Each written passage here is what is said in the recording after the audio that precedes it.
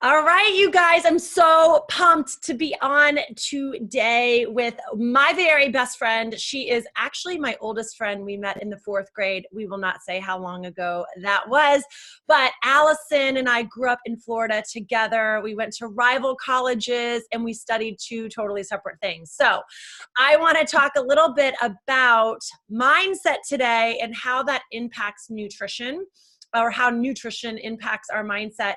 And I have to tell just a quick little backstory, and that is when I was pregnant with my fourth child, Allison had already been doing this for quite some time, but she is the one that I called and I was like, I need some nutrition help. And she steered me in the right direction. And that was almost 6 years ago. So since then, I have seen her craft evolve, and she has gone and gotten a ton more credentials that I will let her tell us about.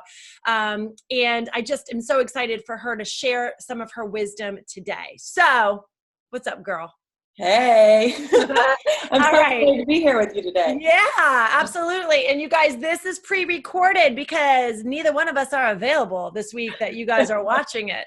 So that's been kind of fun too, not to be live and to have a chance to pre-record.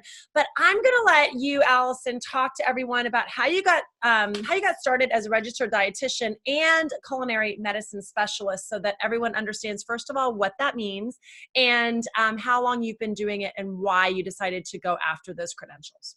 Okay, so I went to University of Florida, go Gators, and I didn't know what I wanted to be when I grew up, but I knew that I love math and I love science. And at that, when you go to college, you're so worried about nutrition and getting the freshman 15. So I had also taken some nutrition courses. And my sophomore year, I got a letter saying, you better pick a major or you're out. And I'm like, what? So I decided to become a registered dietitian, and I really didn't know too much about what that meant. But as I was taking some nutrition courses, I learned that nutrition has an impact on so much more than just what we look like on the outside. It really has a huge impact to our insides as well. And then recently I decided to expand my education. I'm always trying to learn, and decided to do a program through the College of Medicine at Tulane, and it's specifically for health professionals teaching culinary medicine. And it's really getting into the kitchen and showing people how to prepare different foods that's going to impact their health in a positive way, so we can avoid prescribing medications to treat diseases. We want to prevent those diseases before those diseases show up. Yes. Amen. Coming from someone who has an autoimmune, I have not taken any medicines in 3 years because of my diet. So what she talks about is really, really true. And not only about how it impacts us from a health perspective, but also what we're here to talk about today, right? And how that impacts our mindset and our mental health, right? Right. So talk to us a little bit about what you have learned in terms of how food impacts mental health. Okay, so our mental health can really be changed by the foods that we eat. Our brain is comprised of billions of different nerve cells, and they are connected by fibers that have chemical messengers called neurotransmitters that communicate back and forth with your nerve cells. And your thoughts and feelings are created based on the communication between these nerve cells in your brain.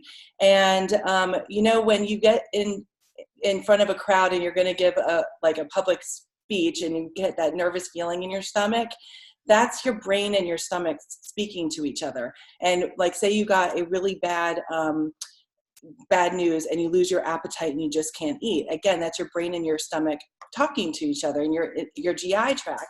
And there really is a connection with your gut and your brain. So these neurotransmitters are actually created in your gut. So we want to make sure that we are eating the best foods possible to help fuel our brain. Hold on. Neurotransmitters are created in our gut? Yes, they are. And Wow. the way these neurotransmitters are made is made by amino acids, and amino acids are the building blocks of protein.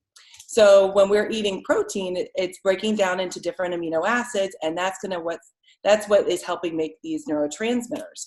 So it's important for us to constantly be flooding our body with the proper nutrients throughout the day. So you want to be eating protein throughout the day, not just eating it at one meal, really spacing out through spacing it out throughout the day. Okay. Well, that's an awesome lead into the next question, because I was going to say, like, based on the answer, and I had no idea that neurotransmitters were created in the gut, but for the listener here who just had an aha moment like I did, what are the types of foods that we should be consuming in order to help? Because obviously there's other things we need to do to create positive mindset in our brain. But if this is an area that is directly correlated with food, what should we be eating? Okay, well, there's a lot of things that we need to be focusing on. Another thing that we need to pay attention to is the types of fats that we're eating. When I started out in college, that was the fat-free craze. That was like snack wells, no fat. Snack wells. Yeah, you can't eat have a full fat. pack of cookies, but they're all fat-free. Exactly. I used to go leave the library, like my roommate and I'd be like, let's go have some chips and queso, because you could find this queso that was like 2 grams of fat in it. It was like, we thought we found the crazy. We're aging ourselves. There's some people watching that are like, what? Yes.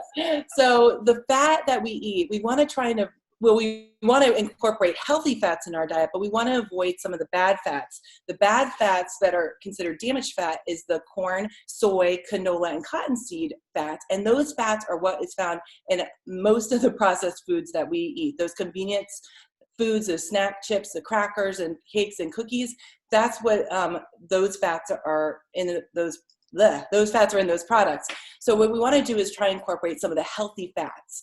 The reason being, when we eat these bad fats, it forms like a crust around our cells, and all of our cell membranes are made of fat. So we really want them to be primed and ready to get the message from these neurotransmitters. But when you have the bad fats, it's making the outer membrane crusty, so it can't take on the messages. So nerve cells aren't communicating. Ain't nobody want to be crusty. I don't want to be crusty. Another thing too, your brain is made of fat, and 60% of it is DHA fat, and that's an omega-3 fatty acid.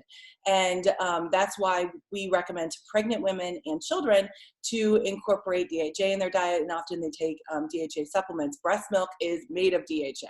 Yeah. So that's why we promote breast milk. How old does the child need to be? What's the, when are you not considered a child anymore for taking DHA, just for all the moms out there? Well, I would always talk to your physician first before adding a DHA supplement. And typically the American Academy of Pediatrics recommends breastfeeding up until age 1. Yeah. So that I would think that would be in line with the supplementation. So I don't need to give a 12-year-old a DHA supplement. No, the goal is, I like to provide those nutrients through food. And one way you can provide DHA through food is by giving them different type of egg, so we often go by the least expensive thing, but you really want to pay attention to where that egg is sourced, and getting a pasture raised egg is going to have 100 milligrams of DHA in it. If you're doing the corn and oat fed chickens, that their eggs have no DHA in it. So yes, they're a little bit more expensive, but you're providing your family with better nutrients that's going to fuel their brain and their overall health as well. Such good info. Okay. I'm sorry. So you're talking about what foods we should have for a positive mindset, and I cut you off because I got hung up on DHA. That's okay. So another thing we want to pay attention to is water. Water, even the slightest amount of dehydration is going to increase our cortisol levels, which causes stress and actually harms our brain as well. And paying attention to the higher quality foods.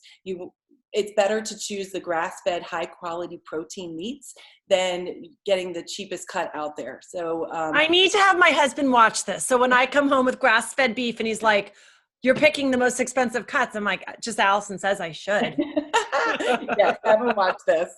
And then also higher quality foods as well. Like in the United States, we have, well, I should say in Europe, they ban so many additives and trans fats. Fortunately, we now ban trans fats here, but we have so many additives in our food. So if you were to buy like Quaker oats, strawberry Quaker oats in the United States, the list of ingredients is so long and it's full of all these chemicals, and there's no strawberries in them, even though it's a strawberry Quaker oats. But if you were to buy the same product in Europe, the list would be much shorter, and it would be foods that you can recognize, and it actually has strawberries in it.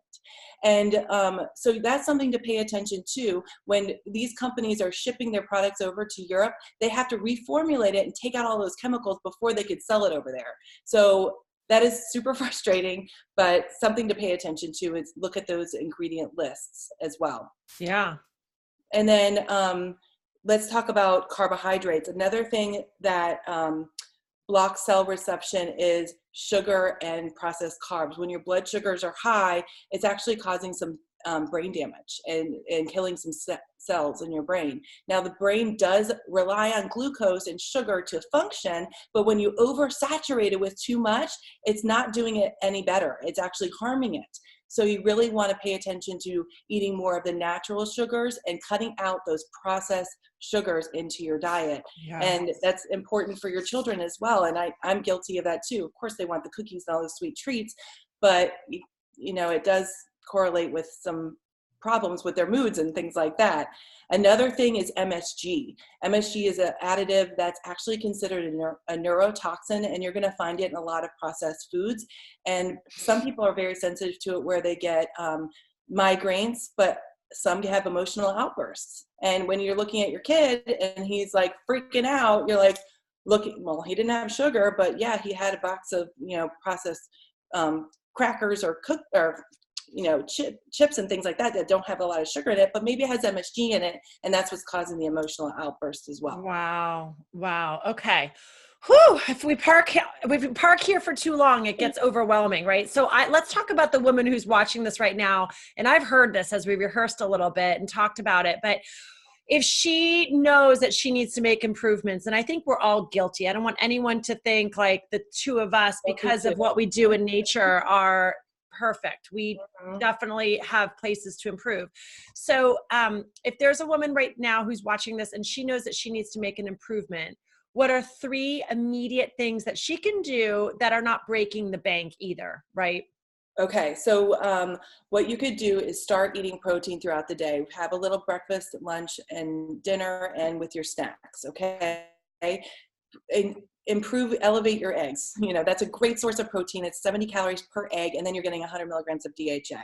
Okay. Increase your water intake. It's free. Yeah. I always have a water bottle with me, no matter what. If I want to be really fancy, I'll add some lemon to it, and it encourages me to drink more because it tastes delicious. And meal planning. So often we are all busy. We are swamped, and it's so much easier to just go through a drive-through versus, you know, cooking something at night. I get it, but if you just take the time in advance and plan ahead, I promise you it will reap so many rewards, not only with your family actually sitting together as a family at the table, but also help with your brain fog and with your body size as well. And we're going to come back to meal planning at the end. So we're going to parking lot that for a second. Okay. Those are 3 awesome things, but I know that there are women who are like, meal planning, what should I do? So we'll come back to that. All right. So let's talk about our last question here is, there's also women who are watching this that are like, yep, I'm good. I eat healthy, right? Sometimes we have all been that person that is like, I don't need this. I got it together in my home because it's cyclical, right? So for that woman, because we believe in accountability, what are some things that she can do as a gut check if she thinks that she's feeding her family well? What can she do to affirm that? Okay. So, you know, I'm a registered dietitian, culinary medicine specialist, but I fall victim to some of the things that you see in the grocery store. You're like, oh, wow, this looks like the beautiful package is amazing. And it looks all these health claims on the front.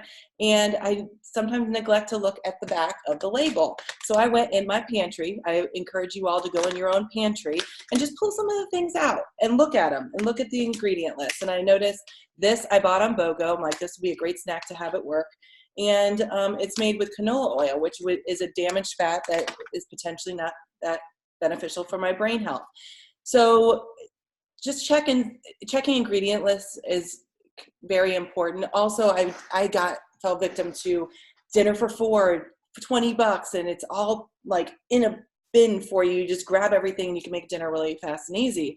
Well, it came with this simmering sauce and the font was too small for me to read it. But when I got my magnifying glass, aging ourselves. Okay. when I got my magnifying glass, I noticed, oh my gosh, there's so much sugar in 2 tablespoons of the simmering sauce. Now, come on. We're not using just 2 tablespoons. You got to look at the serving sizes too. I'm using the whole bottle. So in this whole bottle, there's a ton of sugar. So, you know, you kind of have to like really look at everything. And sometimes making your own version of some of your favorite dishes is actually better for you. Yeah, exactly. And your magnifying glass is like the reminder to be an inspector, right? And look at your yeah, exactly. Very good. Okay, so this was amazing. So I'm going to close it out with a question that we didn't go over as we wrap this up. But what are your final thoughts for somebody who knows that they need to change their mindset? You've kind of given us you have given us some science behind all of the food. So like, what is your last thing for us to think about as you close this out on mindset and food? What's like one of your biggest take? Like, give us your bottom line. Okay. I'm going to read it because I don't want to mess it up. Food affects your emotions, and food and nutrients affect your brain health. So your brain health also affects your mental health. So a lot of times people focus on food like, oh, I want a bikini body, but it's not just about the bikini body. It's also about what goes on in the inside. And when you are eating food that is not benefiting your brain and is harming your brain, it can actually cause you to feel unsatisfied, depressed, anxious, and that triggers overeating, and it's kind of a cyclical thing. So if you stop that pattern now with making some small changes into your family's meals, you will see some benefits. And a lot of times, like another thing about the fat, if you're someone that's trying to really avoid fat and you're having some depression and anxiety, then start incorporating some fat into your diet and see how you feel in 3 weeks. See like an avocado, like the good kind of healthy fat, like an avocado or some nuts and things like that. Yeah. And see how you feel. And my last thing is, you know, you want to constantly be creating new neurotransmitters by, you know, you're going to eat healthy fats, you're going to add some protein throughout your day, but you want to flood your body with new neurotransmitters. Antidepressants are just like holding in the neurotransmitters that you already have and waiting for your body to feel them to get that feel good feeling. But when you're flooding yourself in addition with all these good nutrients to help create new neurotransmitters, you're going to boost your mood quicker.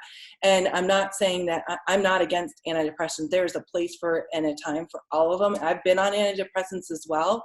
But when I started incorporating more of these types of foods into my diet and herbs like ashwagandha, kava kava, valerian root, green tea into my morning shake, it really totally improved my mood and attitude. And eventually, with the help of a physician, I was able to wean off of my Zoloft. And I think that is a huge win. Yeah. And think about how much money I was wasting on that every month. I mean, no, that's amazing. Okay. So how can people find you? I want to talk about that because you did just launch your own sort of meal planning expertise where you're offering that to clients. Can you talk about that and help people find you in case they are in need of some help? Okay. Well, my name is Allison Zimmer Harrell on Facebook, Harrell. Woo, the newly Mrs. And my Instagram handle is Your Virtual Dietitian, DIETITIAN. Some people needed it spelled. Yes. And on there, I share product reviews of food items I like and just share general health tips and meal planning tips. And my website is yourvirtualdietitian.com as well. I am launching a new meal planning subscription service. I get asked all the time, just tell me what to eat. And I can teach you how to eat. I have great programs that are proven that will teach you how to eat. Right. But people are just get overwhelmed and they really want a dietitian to help guide them. Yep. So I can work one-on-one with clients to figure out what their nutrition prescription is that's best for their health and help create a meal plan with their input, with your input, and that's going to fuel not just you, but your entire family. I do not want anybody being a short order cook, creating a meal just for yourself and something different for your family. That doesn't work. It's not going to be beneficial long-term and sends a wrong message to those children that you love so much. Right. I love it. You have been amazing. Thank you. Thank you. Thank you. I love you. I love your knowledge. Just come back in here and I'm sure there will be questions. So post them and Allison will just sort of pop back in over the next couple of days and make sure that she answers any questions that you might have for her. You wouldn't mind doing that, right? Perfect. Yeah, I'd love to. Amazing. Okay. Thank you guys. And we will see you next week. All right. Bye. Bye.